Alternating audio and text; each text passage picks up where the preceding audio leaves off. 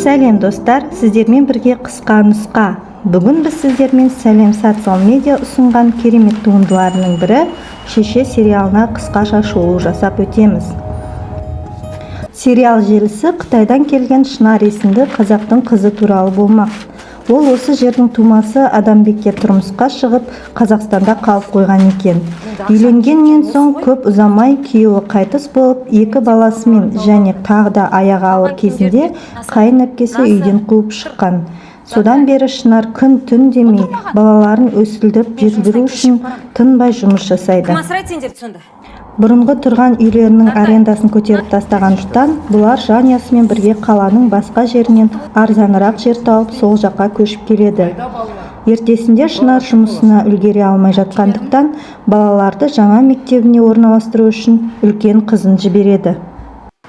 Шынардың денсаулығы осы кезден бастап сыр бере бастаған. Бірақ ол жұмыс деп өз денсаулығына көңіл бөлмей жүре береді. Жұмысқа кешігіп келіп бастығынан ұрыс естіп, ары қарай жұмыс жасайын деп жатқанында аяқ астынан есінен танып қалады. Ол жедел жәрдем алып кетейін деп жатқан жерінен оянып кетіп, емханаға барудан бас тартып түсіп қалады. Бірақ құрбысы қоймай оны емханаға баруға әрең дегенде көндіреді. Шынардың үлкен қызы бар жоғы 17 жаста еді. Ол шешесінің бұрынғы жұмыс орнында қонақ үйде жұмыс жасап жүреді. Алайда оны бастығы көріп қойып, жас қыздарды, яғни кәмелетке толмаған қыздарды жұмысқа алмаймыз деп, оны жұмыстан шығаруды бұйырады. Шынар емханадан тиісті іс-шараларды өтіп болған соң, дәрігердің алдына анализдерінің нәтижесін білуге келеді. Дәрігердің айтуынша Шынарда ісік бар болып шығады. Бірақ ол бұған сенбей, ауру емеспін, ауруға дым уақытым жоқ деп шығып кетеді. Ертесінде Шынар балаларын шығарып салған соң, есікті біреу қағып, үйіне органопекеден адам келеді. Ол Шынарға науқас болғандықтан және ешқандай туған туыстары болмағандықтан балаларды жетімдер үйіне алып кетуге келіп тұр екен. Шынар өзінің әлі тірі екенін айтып, ешқандай жетімдер үйіне балаларын бермейтінін айтып, байбалам салады. Бірақ ол кісінің түсіндіруіне сүйенсек, балаларды ешқандай баспана болмағандықтан және қарап қалатын адам болмағандықтан оларды қазірден бастап дайындық жүргізуге кіріседі екен. Шынар үйіндегі барлық тиын-тебенін жинап, үй кезегін жылжыту мәселесі бойынша шығып кетеді. Шынардың екінші ұлы Нартай 8-ші сыныпта оқиды, және оған өз сыныпындағы балалармен тіл табысу қиынырақ болады. Себебі олар бұдан күнделікті мектепке тиын әкеп беруін талап етеді. Ол ақша алып келмеген сайын оны соққы астына алады. Назым қонақ үйдегі таныс апайына жұмыстан шыға алмайтынын айтып, бастығымен тағы сөйлесіп көруін өтінеді. Ол кісі тағы да сөйлесіп көріп еді, бастығы Назымның ары қарай жұмыс істеуіне рұқсат бермей қояды. Мектептегі дене шынықтыру пәнінен беретін ағай әйелінен айырылғалы бері өз-өзіне келе алмай жүр екен. Директор оған дос болғандықтарына қарамастан ішуін тоқтатпаса жұмыстан шығарылатынын ескертіп жатқан кезінде есікті Шынардың кенже ұлы Насыр қағып, боксқа жазылғысы келетінін айтады. Шынар үйдің кезегі неге жылжымайтынын сұрау үшін келіп, сол мәселені шешпек болып еді, оны бұл жерден қуып шығады. Ал Назым болса жұмыстан шығарып жібергеніне налып отыр еді, әпкесі оған жасырын жұмыс жасай беруін ұсынады, тек бастықтың көзіне көрінбесе болғаны. Шынар жұмысына келіп, бастығынан ақшасын беруді талап етеді. Сөйтіп екеуі сөзге келіп, бастығы оны ешқандай ақша бермейтінін айтып жатқан кезінде Шынар қайта есінен танып қалады. Ол оянған кезінде емханада жатыр екен. Құрбысы мен дәрігер екеуі келіп емделу керек екенін айтады. Бірақ Шынар оған көнбей қайтадан кетіп қалады. Себебі дәрігер оған жазылып кетуіне ешқандай гарантия бере алмайтынын айтады. Ертесінде ол банкке үй алуға несие алу үшін келеді, бірақ өкінішке орай оған несиеге келісім берілмей қояды. Шынар құрбысынан жалдамалы жұмыс істеуге тапсырыс беретіндердің номерін алып, өзі жеке жұмыс жасай бастайды. Осы уақытта Назым бастығының көзіне түспеуге барынша тырысып жұмыс жасап жүреді. Алайда бастығының біреумен сөзге келіп қалғанын көріп, араша түспек болып еді, оны көріп қойған бастығы жұмыстан қайта қуып шығады. Шынар осы күнге дейін жиған терген ақшасына қаланың шетінен кішкентай времянкасы бар жерді сатып алады. Енді соны жөндеуге кіріседі. Ол қызының сыныптасының машинасын пайдаланып, бұрынғы жұмыс орнынан стройматериалдарды бастығының рұқсатынсыз бермей қойған ақшасының есебі ретінде алып кетеді. Сол алған материалдарды сатып алған времянкаға алып келіп, сол жерді жөндеуге кіріседі. Ертесінде балалары мектептерімен жұмысына кетіп қалған соң, үйіне милициядан тергеуші келіп, Шынарды ұрлық жасағаны үшін алып кетеді. Сөйтсе, оның үстіне бастығы стройматериалдарды ұрлады деп арыз жазған екен. Оның құрбысы естіп, дереу участокке келеді. Олар барлық мәселені түсіндіріп еді, тергеуші оларға бастығының үстінен арыз жазуға ұсыныс жасайды. Құрбысы осы мәселені шешу үшін шығып кетеді. Бұл кезде Нартай сыныптасымен бірге төбелесіп, директордың алдынан бірақ шығады. Бірақ директор бұларға қатаң ескерту жасап, қайта сыныптарына жібере салады. Ал Назым болса жұмыс орнына қайта келіп, бастығымен өзі сөйлесуге бел буады. Ол барлық мән-жайды түсіндіріп еді, бастығы оны түсініп, өзінің жас кезі есіне түсіп кетеді. Одан кейін ол Назымға жұмысын жалғастыруына рұқсатын береді. Шынар учаскеде тергеуде әлі отыр, ал құрбысы болса бастығына келіп арызды қайта алуын сұрап еді, ол келіспей қолын бір сілтеді. Құрбысы бұған ашуланып, ол да жұмыстан кететінін айтып, ол да үстінен арыз жазатынын ескертіп шығып кетеді. Жұмысшылардың басын қосып, бастықтың артынан арыз жазуға көндіріп алады. Бұны естіген бастығы, білгендеріңді істеңдер деп, қолын бір сілтеп тағы да кетіп қалады.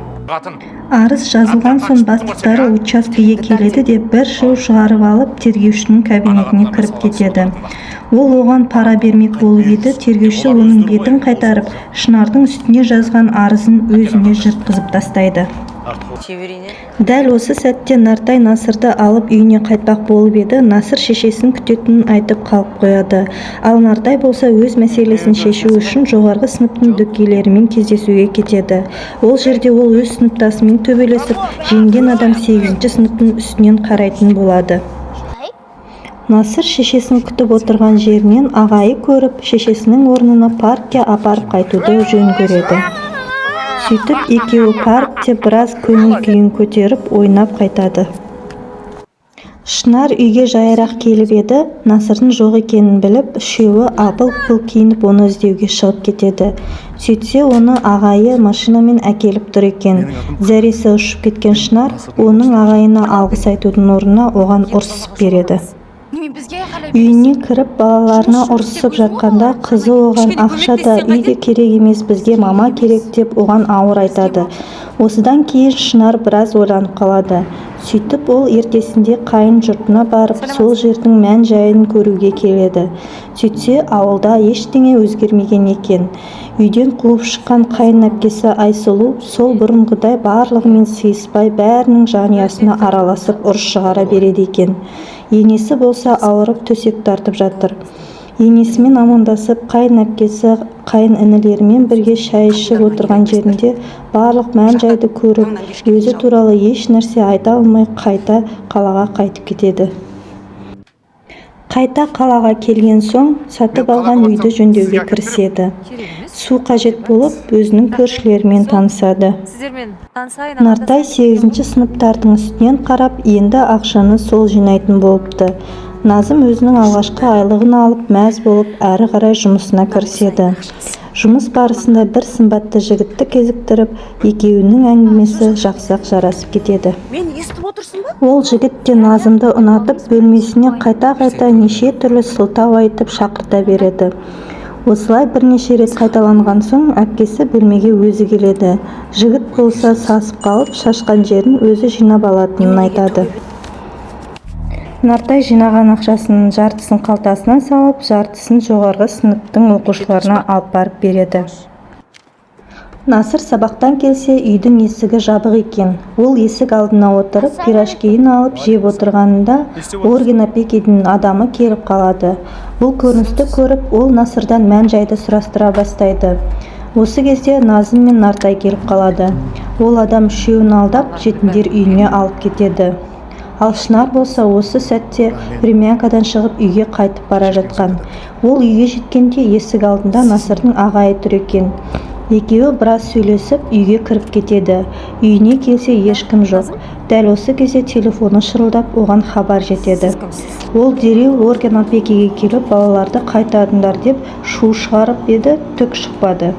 Балаларды құрбысына алып берші деп өтініп еді, одан да ештеңе шықпайды. Амал қалмағаннан ол қайта қайын жұртының ауылына келіп, қайын әпкесі Айсұлуға балаларын алып беруін сұрайды. Айсұлу дереу жиналып, екеуі келіп балаларды алып кетеді.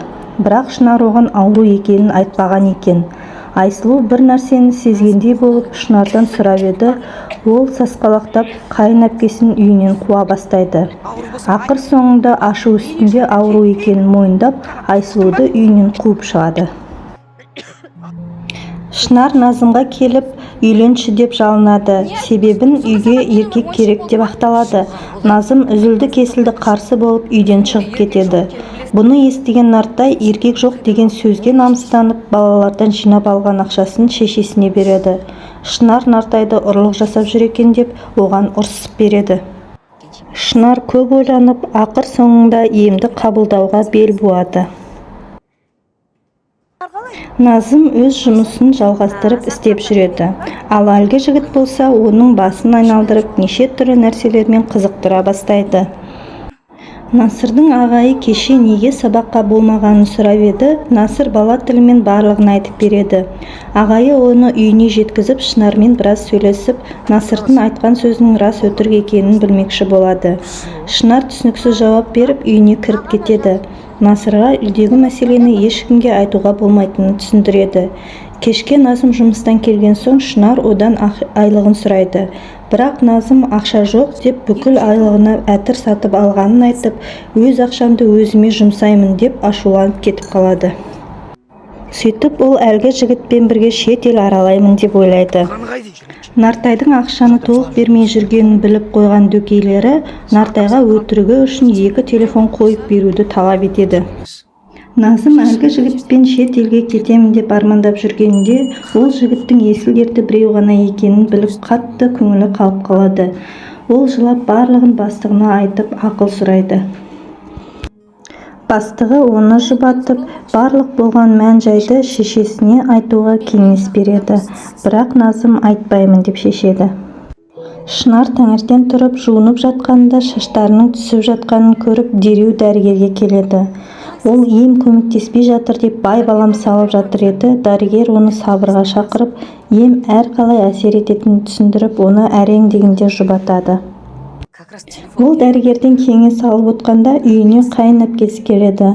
Айсұлу балаларға сыйлық алып келіп, оларды бір қуантып қояды. Ал дәл осы сәтте Шынар дәрігеріне шашын алғазып тастауға бел буады.